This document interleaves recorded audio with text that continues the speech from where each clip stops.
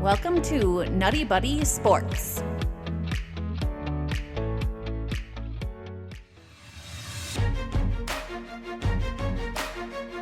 Well, welcome back to Nutty Buddy Sports. And with me again is Clint, our 49ers fan for the podcast. And Clint, do you want to tell the listeners, maybe the viewers, how you feeling right now? I guess, as I told you earlier, that was probably the perfect summation of cheering for Jimmy Garoppolo as your quarterback. That last throw was just, I don't know. I don't know what he was doing on that last throw. I'll tell you that. I don't know either. I just stood there staring at my TV because I was pacing down here in the basement. Like, okay, well, we got to drive. We got to drive. We can do it. We can. And nope. Yeah. How are you feeling throughout the game? Well, nervous in the beginning. Mm-hmm. They couldn't run the ball, but the Rams moved it. Stafford threw his pick. It was like, okay. When they got up 17-7, I actually felt pretty confident. And, I don't blame you. It peaked. That's where it peaked. I thought, if we just get one more field goal, but I felt once the game got going, that it was going to end close, minus when they got up by 10. But it went fairly well, minus not running the ball, but it just fell apart in the fourth. Yeah, it's kind of like Deebo Samuel. I think of him. He was so good in this game. I think they could have called a couple more wide receiver screens for him because, like, for some reason the Rams were letting him every time they did, like, get like 12 to 15 yards. But yeah, it was when you guys got up 17, 7, and as I told you, because of my Matthew Stafford history, I was rooting for Matthew Stafford. I'm like, oh, this is it. This is done. It's over already. Yeah. But that Stafford finished the game minus that lollipop he threw up that should have been intercepted, which was probably in the long run, probably the game. But that was a good summation of both quarterbacks, like just ultimate highs. Two of those throws, Stafford to Cup for the touchdowns were like, that's why you have Matthew Stafford. What a throw. The one pick, he was a little behind and it was tipped, but that one he threw down the middle of the field, this one where you're like, have you played in the NFL before? What was that throw? And then Jimmy gave it back at the end with, what are you doing? Well, he almost wanted, he threw that one to Ramsey too, like right in Ramsey's hit him right between the number. That was one thing that I was counting on, because I know you said when we talked about, the other day about like predicting the podcast, predicting, I should say, the game for the podcast, you said that, for sure Jimmy G is going to throw one pick. I remember you saying that. And you said the first one to throw 2 interceptions would lose, and it almost happened, but Jimmy was really trying to throw a pick. And that was one thing I was hanging on that last drive, was just like, Jimmy, even though he tried, he hasn't thrown that one pick yet. And it kind of came in such an ugly fashion at the end there, but he did throw his one pick at the worst time possible. Yeah. And those last 2 drives showed why they can't drop back pass against the Rams. Mm-hmm.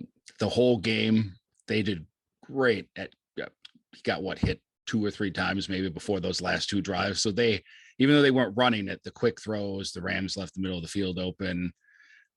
But when they had to abandon that and go one-on-one or only double one of them, those last 2 drives, the Rams were right there. I mean, he got out of 2 sacks miraculously, Mm-hmm. But yeah, that just showed his limitations and the 49ers limitation. Yeah, I did think, though, like, to be fair to you guys, it's like when you have a quarterback like Jimmy G, it's just, you got to coach a certain way. And I think Kyle Shanahan did the best with what he has. Now, let me ask you this, not to get off the game. We'll get back to the game, but like, do you think this is the last time we see Jimmy G as the starting quarterback for the 49ers? I do. Yeah. I think, as you summed it up perfect there, they did the best they could with what they have in Jimmy G. They coached around him all year. in this game. The Rams played the run kind of like the Patriots did to the Rams in the Super Bowl. They put their linebackers right on the line. And he burned him a few times, but again, like I think you texted me, that touchdown to Deebo Samuel was like a -2-yard pass that ran for a touchdown. Right. The George Kittle one was a decent throw. It was high, but Kittle brought it down. But if you can just make Jimmy try to beat you, I think that's the exact reason why they drafted a quarterback. Is you watch that game and you go, he looks good in stretches, on drives, and other drives you don't even know if he played in the NFL before that game. Yeah, like what you're gonna get. That would be what I would say, because other than the fact I was rooting for Matthew Stafford, I really had no rooting interest against your team. So I would say the only silver lining for you is that Jimmy G went into the Super Bowl and won the Super Bowl. It would have been hard to cut bait. So at least you now for sure can cut bait with Jimmy G without. It kind of reminds me of the Alex Smith to Patrick Mahomes. And so you'll be able to kind of do that with Jimmy G. Although I think Alex Smith was a little better quarterback than Jimmy G at times, like more consistent, I should say. Agreed. Okay. So going back to the game, Cooper Kupp and Beckham, they were open like every single. Like I'll tell you my thoughts on the Rams real quick, and let me see if you agree. The coaching was atrocious. Once again, Sean McVay continues to outcoach himself in every single horrible scenario he could. 3rd and 3, they call, at this point of the game, both Kupp and Beckham have both over 100 yards receiving, and they call a screen pass to Sony Michel on 3rd and 3. That was a gift. What are we doing here? And it was an ugly looking screen too. It was like they rushed it and they were like, "Hey, just dump it off and don't fumble. We'll take this play." Yeah. So there was that play. There was the QB. So there was that hard play action, and then Stafford, I think, threw it into the dirt on 3rd and 1, and then they QB sneak it on 4th and 1. And to me, like, the reason why I thought your team was going to win when they were up by 10 is because they were more physical all game than the Rams. They were more aggressive than the Rams. And on that 4th and 1 play with the QB sneak, I'm like, you got to line up in shotgun and spread it out. You're not going to push them around all game. The Niners had been pushing the Rams around, and so it felt like, at least, like, to me, I'm surprised you lost this game. I'll be honest with you, because I felt like the Niners were better coached. I felt like they were more physical. They were more aggressive. The only thing that the Rams had over the Niners, I would say, is at the quarterback position, because even like for the amount that Ayuk and Samuel and Kittle got going, that there's limits to that because of who you have at quarterback.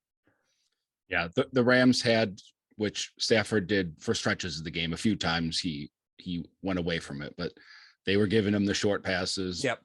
Beckham had those 3, 4, 5, 6 yard all day, which is fine. And then you just hope to get to the Rams 3rd and 2, and they try to run it and you stop them, which that 3rd and 1, 4th and 1 kind of worked out that way. But they had that all day. I was surprised. Same thing. All those 3rd and 2s, the quarterback sneak. I just thought they would go 5 wide, or even on 3rd and 1, go 5 wide, throw a bubble screen to Cooper Kupp like they did, 2 or 3 times. Same thing the 49ers do at Deebo Samuel. Right. So, McVay, like Mike McCarthy that game, but pulled it out. Sure. Somehow, like, those challenges were awful, right? Like the 4th and 1, like, you're not going to get that overturned. There was, to me, it was short anyway, but there wasn't even clear evidence to reverse it. And then the fumble, what are we doing here? I think he was very fortunate to get out of that game with the win, the way he coached. I agree. The only thing I think Shanahan should have done different is, I think they probably should have went for it instead of punted on that 4th and 2. That's what I was going to ask you. Yeah. The Rams were kind of moving it. I get the point of punting. And they probably got a 15-yard penalty with the guy getting drilled. Yeah. Right. Was he catching the punt, it's helmet to helmet. But besides that, you're only gaining, what they gain 20 yards on that punt. Mm-hmm. And I just think if you get that just demoralizes the Rams, because they showed that drive before was the Aaron Donald on the sideline, like trying to hype his team up. And the 49ers went like 3 or 4 straight plays cross midfield. And you're like, all right, this is where you put them away. And they ran it up the middle. I hate that fullback dive play. I know it worked last week against the Packers. It's one of my least favorite plays. But I thought you get it there, you probably put the game away, because it's just demoralizing. This team, you've lost to 6 times in a row.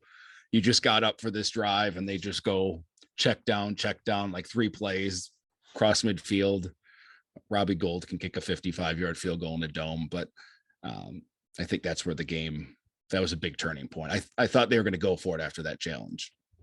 I did too. I thought that would have been the right move. And again, I think like, if I'm Kyle Shanahan, I look at Deebo Samuel and how hard he's run. He falls forward for 4 yards, basically. I think he averaged almost 4 yards a carry.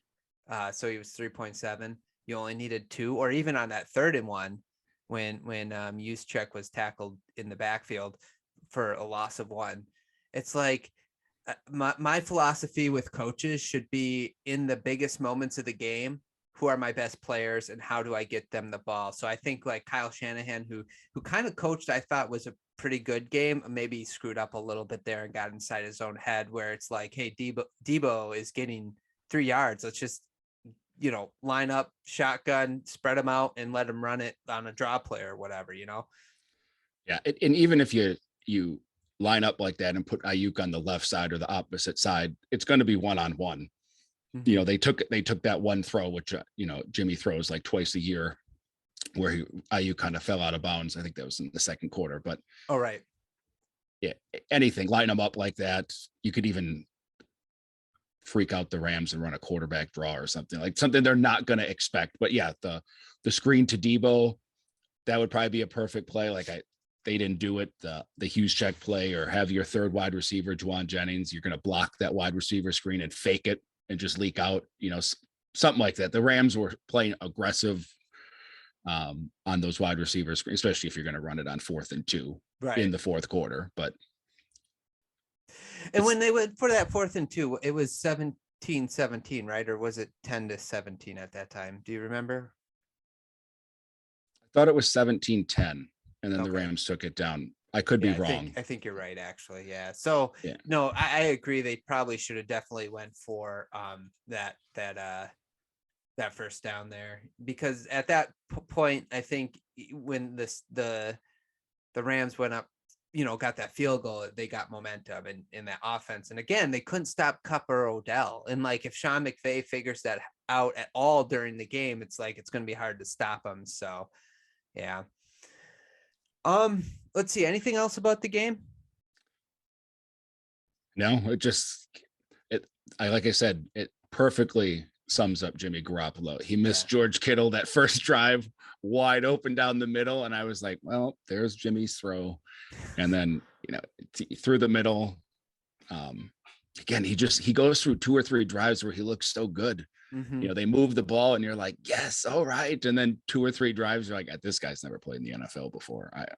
I don't know. And same with Stafford. Stafford has much better arm. Yeah. But, a few of those decisions, you just go, I don't know. I guess that's the difference between your Patrick Mahomes and Aaron Rodgers types and the guys, your Matt Ryans and a little better than that type, where just sometimes I don't know what they're looking at, but I'll just picture Jaquaski Tart, alligator arming, alligator arming a floating pass in the middle of the field. It was almost like a punt return.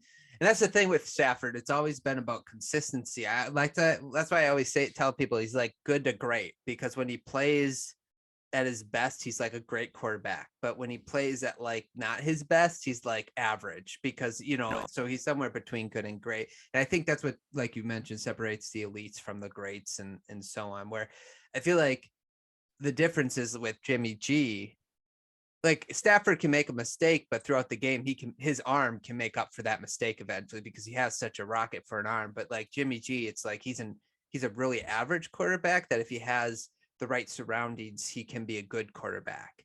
But he'll always kind of make those mistakes. He threw, I mean, there was like 3 picks he should have had in that game, which I'm just like, man, the Niners are gonna win. I thought they were gonna win just because they were close call. It's like it's their game. It's their game. If you go back, and you don't have to, you're not a 49ers fan. If there 2 of those plays, the Jalen Ramsey pick, if Jimmy Garoppolo has any kind of arm, if you look 10 yards past Jalen Ramsey, Juwan Jennings is wide open. Yep. And on one of the other ones I want to say that it was in the first quarter, I think, Kyle Juszczyk was wide open. Same kind of play where he was rolling out and Kyle Juszczyk was wide open past, 30 yards past the safety who came up on a play. Right. I remember that one. Yes. Yeah. It's those plays that kill the Niners, because not only did you throw it away, and Jalen Ramsey probably had a pick 6 there, or he would have been way down close to the end zone, but Matthew Stafford, he can flick his wrist and lob it out there. Yeah. Jimmy just can't, he doesn't trust it, or he doesn't see it. He's looking down because he's a short area. He throws a lot of over the middle, short passes, quick slants, as you saw throughout the game. And I think he keeps his eyes down instead of looking up. Yeah, no, I agree with that. And so with that in mind, you just kind of hope like, that Trey Lance has an arm for that. That's the nice thing, about him. He has a live arm. Like he'll be able to make those passes. He's really good at throwing on the run as well. Like that's what the college scouts said. So he's good on the move. So if we're done with the game, what would you like to see? Are we done with the game? You good with the game? Yeah, except the only thing I found funny was 30 seconds after they showed Deebo Samuel's tweet on how much he loves Jimmy Garoppolo, then Jimmy Garoppolo tried to put him out on a stretcher with a hospital ball across the middle. But outside of that, yeah, it's disappointing from the aspect of you're up 17-10 and kind of got away from it. And I think the defense tired out. The Rams did to the 49ers what the 49ers usually do to the Rams. Again, the Rams didn't run it great. They ran it enough, though. Those 3 or 4 yards gets you in 3rd and 2, 3rd and 3, and it just killed him. And then, Jimmy buried him at the end finally. That's right. He did. So real quick, before we move on from the game, all I'm going to say is congrats to Matthew Stafford. You have made the Super Bowl more than in your career, more than the Detroit Lions have their entire existence of their franchise. So good for you, Matthew Stafford. I'm glad that. And hey, I got to take a shot at Packer fans. So Matthew Stafford has now been to the same amount of Super Bowls as Aaron Rodgers. So. Don't start that. Okay, that's fair. Let's real quick. I just wanted to ask you about your team. Okay, first of all, actually, real quick, Super Bowl, real quick, your Super Bowl fit pick. That's what I want to ask. What one word, maybe an explanation afterward. I would pick the Bengals right now. Okay. I think it'd be a good game, but I just think Joe Burrow has the it factor, and it could be a poorly coached game too. Both of those coaches, are capable of doing some mysterious things, but I don't know. I think the Bengals have enough weapons, maybe get some plays, but that Rams defensive line might have 12 sacks at the rate the Bengals play. But I think I would take the Bengals, but I'm not confident in it. Yeah, if I had to pick right now, I'd obviously probably pick the Rams because of that's who I'm going to be rooting for. I have to really think about who I'm going to pick, though. I'm going to pick the Rams right now, but we're going to have a podcast or two before that, so I'm not going to commit to anything. Okay, and then last question I have for you: 49ers off season. What would you like to see them do? Sign a cornerback, and then I don't know. I didn't even really look. I was so focused on any of their free agents. I know there's a couple. They got to sign Deebo long term. Yes. I think he's due for an extension. So try to move Jimmy. That frees up like 20 million in cap space, and just shore up the team. It's a good enough team. You need some secondary help is what I would focus on. And hopefully some of the guys that were out, Kinlaw, Dre Greenlaw, he can be healthy all year. That would go a long way, but I think it's just around the edges and get Trey Lance ready. Yeah. That's what I was going to say. I want to see them get Trey Lance ready, move Jimmy G. I'm sure there's going to be a team, especially that's rebuilding, that would love to have a veteran quarterback, for whatever, as sort of a stopgap.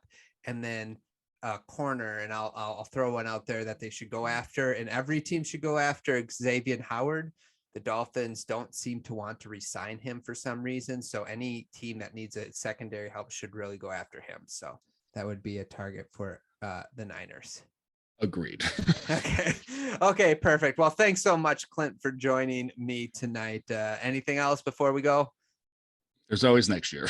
There's always next year. Okay. Thanks everybody for listening. Subscribe, like the YouTube channel. And if you haven't, down below, I have me and Clint's prediction podcast posted below, so you can go back and listen to that as well. And that's it. So thanks a lot, guys. We'll talk to you all soon.